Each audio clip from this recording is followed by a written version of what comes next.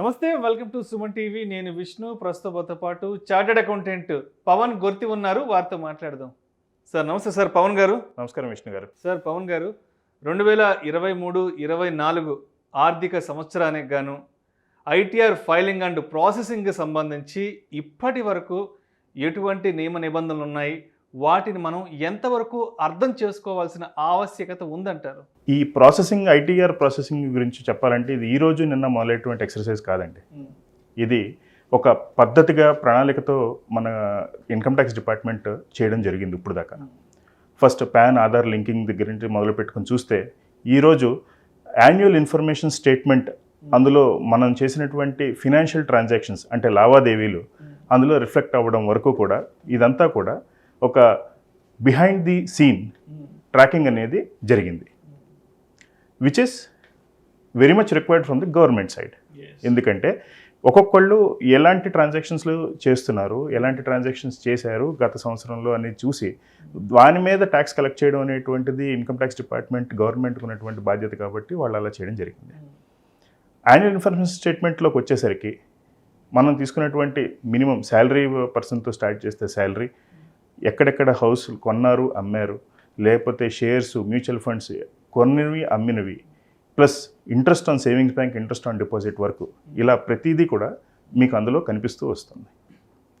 ఇప్పుడు దాకా మనకున్నది ఏంటంటే ఒక శాలరీ పర్సన్ ఫామ్ 16 చూసి రిటర్న్ ఫైల్ చేసి సరిపోయింది అని అనుకున్న రోజుల నుంచి లేదు, యాన్యువల్ ఇన్ఫర్మేషన్ స్టేట్మెంట్ చూసి అందులో మనం చెప్పాల్సినవి కూడా ఇంకా కొన్ని ఉన్నాయి, ఒకవేళ చెప్పకపోతే గవర్నమెంట్ తిరిగి వచ్చి మనల్ని ప్రశ్నించేటువంటి పరిస్థితిలోకి వచ్చిన సిచ్యువేషన్. సో అయితే అంటే ఇప్పటి వరకు యాన్యువల్ ఇన్ఫర్మేషన్ సిస్టమ్కి సంబంధించి ఎటువంటి నియమ నిబంధనలు ఉన్నాయి, ట్రాకింగ్ అనేది ఎలా ఉంటుందో చెప్పారు కదా. మరి ఈ సంవత్సరం నుంచి ఇన్కమ్ ట్యాక్స్ డిపార్ట్మెంట్ వాళ్ళు ఈ ట్రాకింగ్ సిస్టమ్కి సంబంధించి ఎటువంటి సరికొత్త డెవలప్మెంట్స్ని తీసుకురాబోతున్నారు? రీసెంట్గానే మనం న్యూస్లో కూడా చూడడం జరిగింది. ఎన్హాన్స్డ్ ఆర్టిఫిషియల్ ఇంటెలిజెన్స్ అనేది ఇన్కమ్ ట్యాక్స్ డిపార్ట్మెంట్ అనుసరించబోతోంది.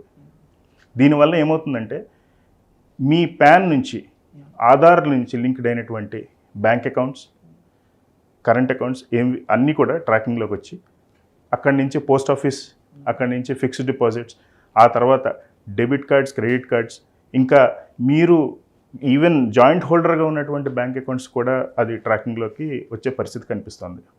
దీనివల్ల ఏమవుతుంది సార్ అని మీరు అడిగితే, మనం ఇన్కమ్ ట్యాక్స్ డిపార్ట్మెంట్లో, ఇన్కమ్ ట్యాక్స్ రిటర్న్లో ఇప్పుడు దాకా కూడా ఓకే యాన్యువల్ ఇన్ఫర్మేషన్ స్టేట్మెంట్ చూసి కొంతవరకు డిక్లేర్ చేయడం జరిగింది.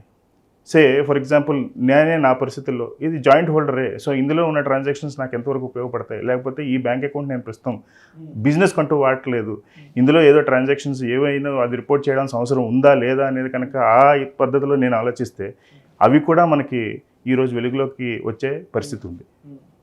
అందులో ఎంతవరకు మనకి ఇన్కమ్ కింద పరిగణించబడుతుంది, ఎంతవరకు పరిగణించబడదు అనేది అది తర్వాత మనం జస్టిఫై చేసుకోవడం బట్టి ఆధారపడి ఉంటుంది. కాకపోతే ఇవన్నీ కూడా మనం ఈ ఆర్టిఫిషియల్ ఇంటెలిజెన్స్ ద్వారా గవర్నమెంట్కి తెలుస్తోంది అనే ఒక విషయాన్ని మనం అర్థం చేసుకోగలగాలి. దీనివల్ల ఏమవుతుంది అనేది నెక్స్ట్ చూస్తే ఆటోమేటెడ్ సిస్టమ్ ఎప్పుడైతే మనకి రావడం జరుగుతుందో డెఫినెట్గా మనం ఏమవుతుందంటే రిటర్న్ మనం ఫైల్ చేసే విధానంలో కానీ, ప్రాసెసింగ్లో కానీ అంతా కూడా ఆటోమేషన్ అయిపోయి ఇక్కడ ఉన్నది అక్కడ రిఫ్లెక్ట్ అయ్యి ఆ ఇన్కమ్ ట్యాక్స్ క్యాలిక్యులేట్ అయ్యి ట్యాక్స్ కట్టేటి పరిస్థితి, అలాగే మనకు వచ్చేటువంటి క్రెడిట్స్ ఏమన్నా ఉంటే అవి కూడా మనకు అక్కడ వెంటనే డిస్ప్లే అయ్యేటువంటి పరిస్థితి రాబోయే కాలంలో మనం చూడొచ్చు. అంటే ఇప్పటి వరకు ఈ ట్యాక్స్ పేయర్స్ అనేవాళ్ళు ట్యాక్స్ కట్టడానికి ఎటువంటి విషయాలను హైడ్ చేస్తుండేవాళ్ళు. ఇన్ కేస్ రేపటి నుంచి కనుక ఈ ఆర్టిఫిషియల్ ఇంటెలిజెన్స్ కనుక కంప్లీట్గా ఇంప్లిమెంట్ అయిపోతే ఇన్కమ్ ట్యాక్స్ డిపార్ట్మెంట్లో కూడా మరి ట్యాక్స్ పేయర్స్ ఎదుర్కొనే సవాళ్ళు ఏముంటాయంటారు? ఉదాహరణకి చెప్తానండి, ఇంతవరకు సేవింగ్స్ బ్యాంక్ అకౌంట్ ఇంట్రెస్ట్ ఎవరు ఆఫర్ చేయడానికి అది కూడా చేయాలా అనేటువంటి ఒక పరిస్థితుల్లో ఒక ఎస్ఎస్సి ఆలోచించి ఉండొచ్చు. కానీ అది కూడా మనకి ఇంట్రెస్ట్ వచ్చేది ఇన్కమ్ అవుతుంది కాబట్టి ఇట్లాంటి చిన్న చిన్నవి కూడా మనకి అక్కడ స్టేట్మెంట్లో కనబడి, లేకపోతే గవర్నమెంట్కి కానీ డిపార్ట్మెంట్కి కానీ మన తరపున మనం ఎంచుకున్నటువంటి ఇన్కమ్ని తెలుసుకునే పరిస్థితి ఉంది. సో ఇట్లాంటి చోట ఎస్ఎస్సీలు అనేవాళ్ళు డిక్లేర్ చేయకపోతే డెఫినెట్గా అది ఇన్కమ్ కన్సీల్మెంట్ కిందో, ఎస్కేప్మెంట్ కిందో వచ్చే ఛాన్స్ అయితే కనిపిస్తోంది. దీనివల్ల ఏమవుతుందంటే ఫర్దర్గా మళ్ళీ నోటీసులు రావడం, ఆ తర్వాత ఇన్కమ్ని పెంచడం, దాని మీద ట్యాక్స్ కలెక్టరేట్ చేయడం, దాని మీద ఇంట్రెస్ట్ అనేది తర్వాత వచ్చేటువంటి ప్రొసీజర్స్. అయితే ఆర్టిఫిషియల్ ఇంటెలిజెన్స్ కనుక కంప్లీట్గా ఇంప్లిమెంట్ అయిపోతే అసెసీస్ ఎవరైతే ఉన్నారో ట్యాక్స్ కట్టేవాళ్ళు వీళ్ళకి అంటే కష్టకాలం రాబోతుంది అనుకోవచ్చు అంటారా, లేదంటే ఈ ట్యాక్స్ ఫైలింగ్ ప్రాసెసింగ్ ఈజీ అయ్యే అవకాశం ఉందంటారా వాళ్ళ వైపు నుంచి ఆలోచిస్తే? ఒక కాయిన్కి రెండు పక్కల ఉన్నట్టే కష్టపడే కాలంలో మనం ఉన్నామండి. రాబోయే కాలం అంత ఆన్లైన్ అయిపోయి అంత ప్రాసెస్ ఓరియంటెడ్గా అయ్యి పద్ధతిగా జరుగుతుంది అనేది గవర్నమెంట్ తాలూకా ఆశ. And we are also expecting the same thing. దీనివల్ల ఏమవుతుంది అంటే ఒక డిఫరెంట్ అప్రోచ్ తీసుకునేటువంటి ఎస్ఎస్సీస్ ఎవరైతే ఉన్నారో వాళ్ళందరూ కూడా ఇప్పుడు సిస్టంలోకి రావడం జరుగుతుంది. అది విల్ఫుల్గానా కాదనే విషయం పక్కన పెడితే డెఫినెట్గా అప్రోచ్ అనేది ఎస్ఎస్సీలో కూడా మారుతుంది. ఓకే, రేపటి రోజున మనం తీసుకునే హెడ్ఏక్ కంటే ఈ రోజున మనం కాంప్లైన్స్ చేసి ముందుకెళ్ళడం అనేది మనకి మంచిది.